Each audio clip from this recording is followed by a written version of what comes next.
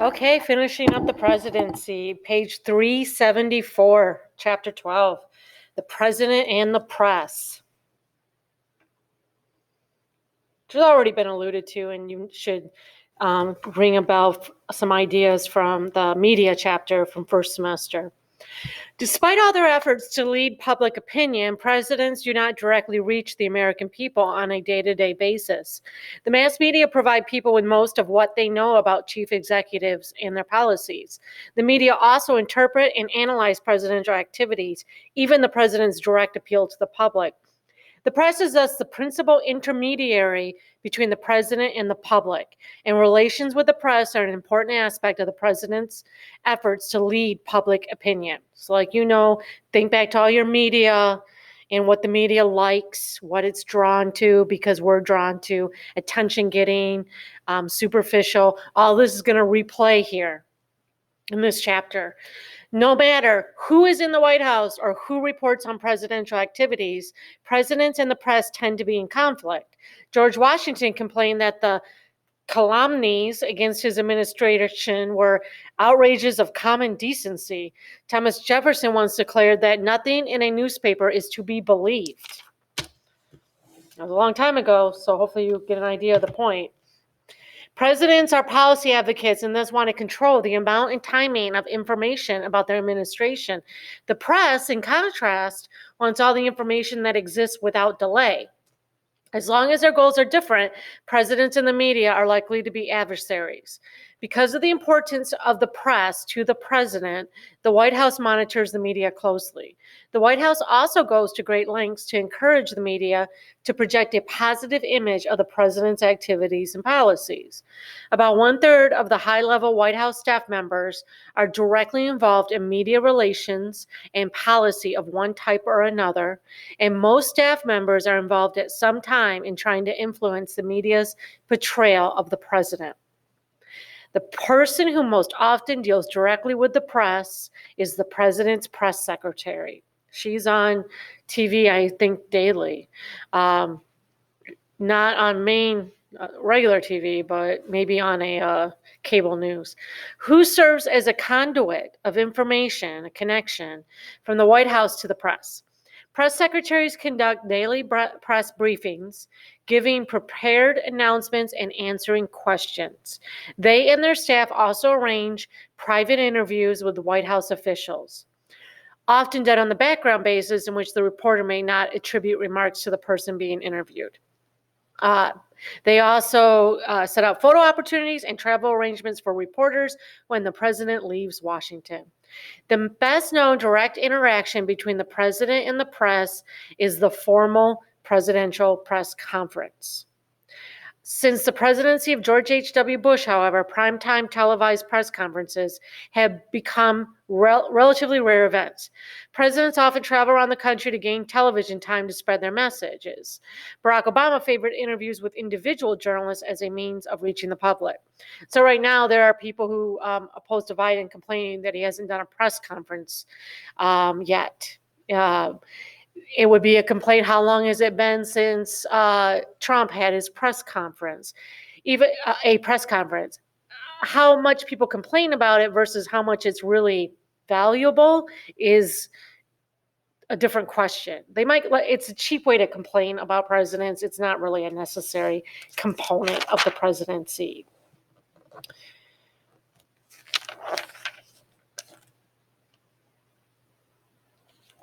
Most of the news coverage of the White House comes under the heading Today Body Watch. In other words, I've never heard outside of this. In other words, reporters focus on the most visible layer of the president's personal and official activities and provide the public with step-by-step accounts. They are interested in what presidents are going to do, how their actions will affect others, how they view policies and individuals, and how they present themselves, rather than in the substance of policies or the fundamental processes operating in the executive branch.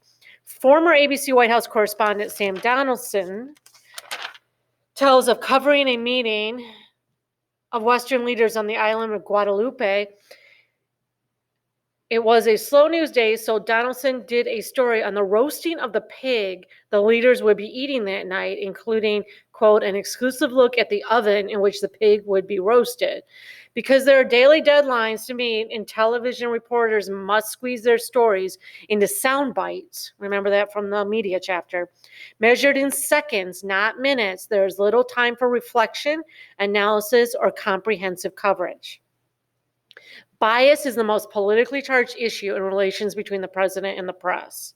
A large number of studies have concluded that the news media, including the television networks and major newspapers, are not biased systematically towards a particular person, party, or ideology, as measured in the amount of favorability or coverage.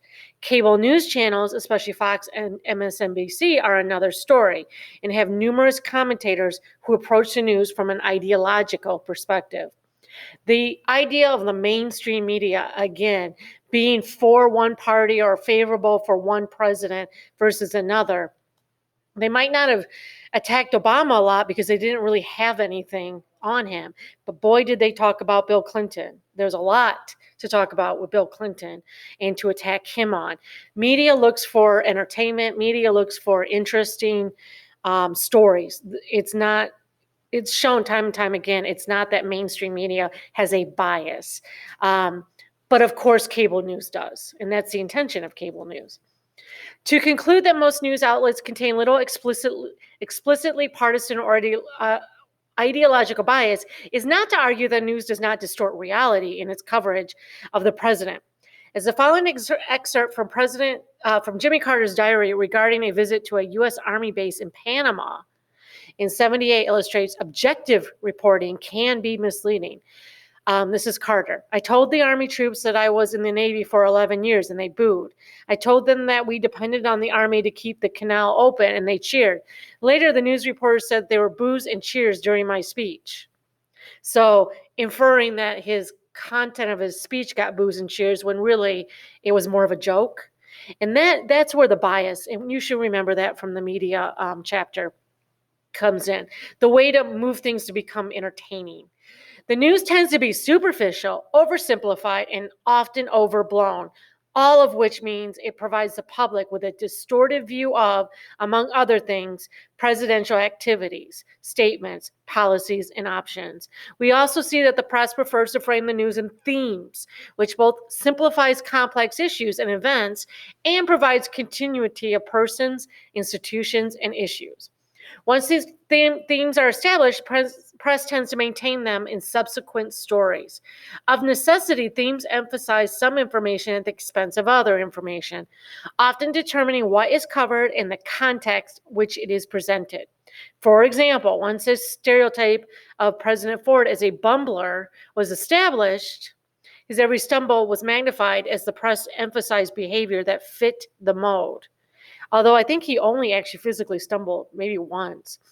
He was repeatedly forced to defend his intelligence, and many of his acts and statements reported as efforts to act presidential. News coverage of the presidency often tends to emphasize the negative, even if the presentation is seemingly neutral. Clinton received mostly negative coverage during his tenure in office, with a ratio of negative to positive comments on network television of 2-1. When the story broke regarding his affair with Lewinsky, we're not going to say affair, we'll say inappropriate relationship, the press engaged in a feeding frenzy, providing an extraordinary amount of information on both the affair and the inappropriate relationship and the president's attempt to cover it up. The trend of negative coverage continued in George W. Bush and Barack Obama's presidencies. In the past, most editors were reluctant to publish analysis sharply divergent from the president's position without direct confirmation from an authoritative source who would be willing to go on the record in opposition to the White House. This approach restrained media criticism of the president. During the famous investigation, the Watergate scandal, the Post verified all information attributed to an unnamed source with at least one other independent source. It also did not print information from other media outlets unless its reporters could independently verify that information.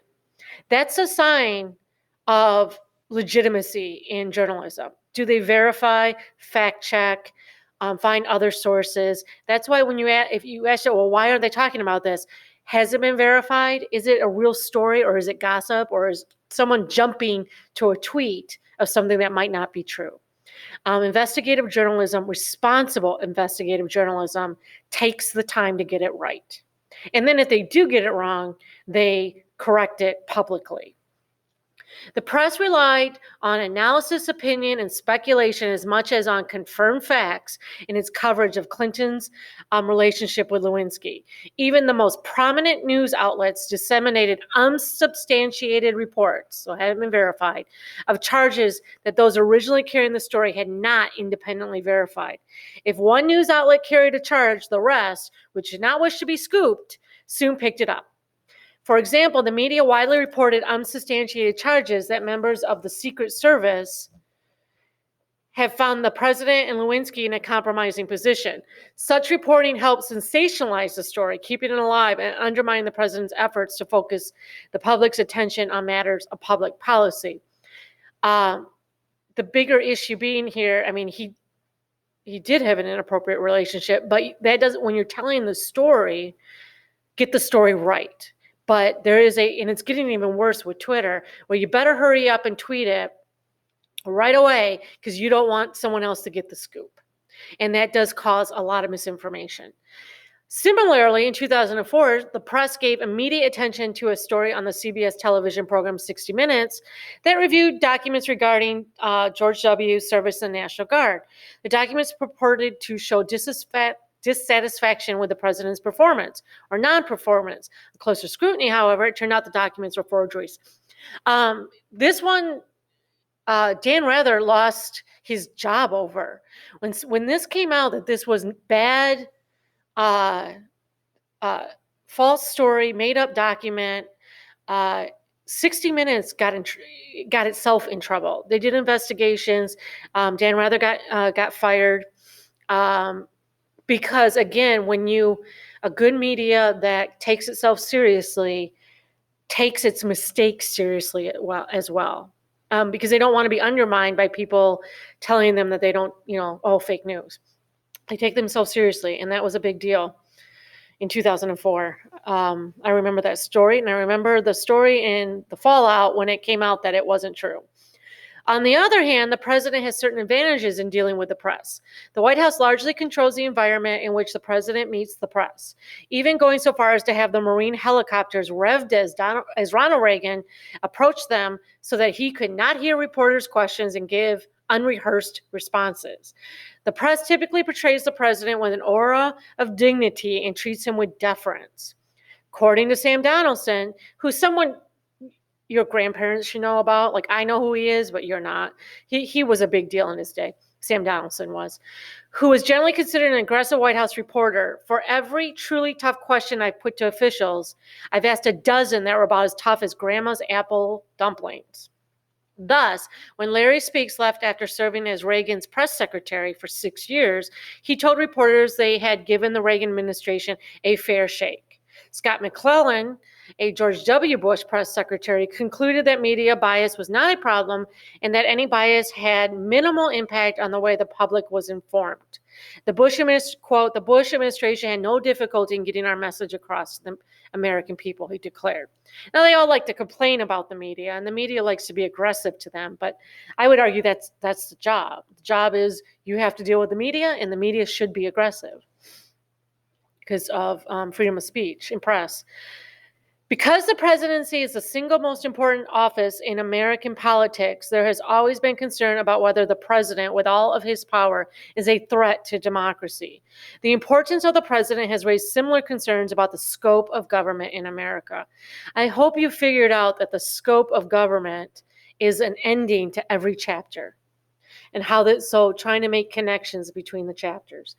From the time the Constitution was written, there has been a fear that the president would degenerate into a monarchy or a dictatorship. Even America's greatest presidents have heightened these fears at times.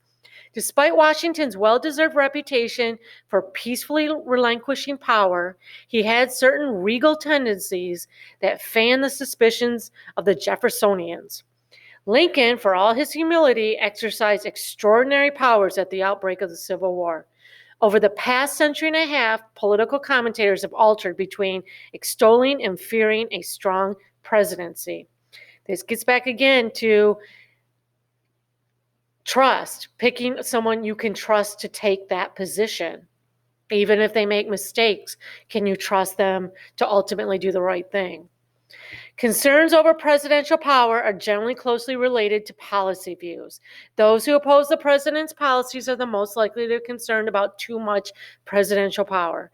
As you have seen, however, aside from the possibility of a president acting outside the law and the Constitution, as became a concern during the administrations of George W. and Obama with regard to the holding of prisoners and the interception of communications, there's little prospect that the presidency will be a threat to democracy.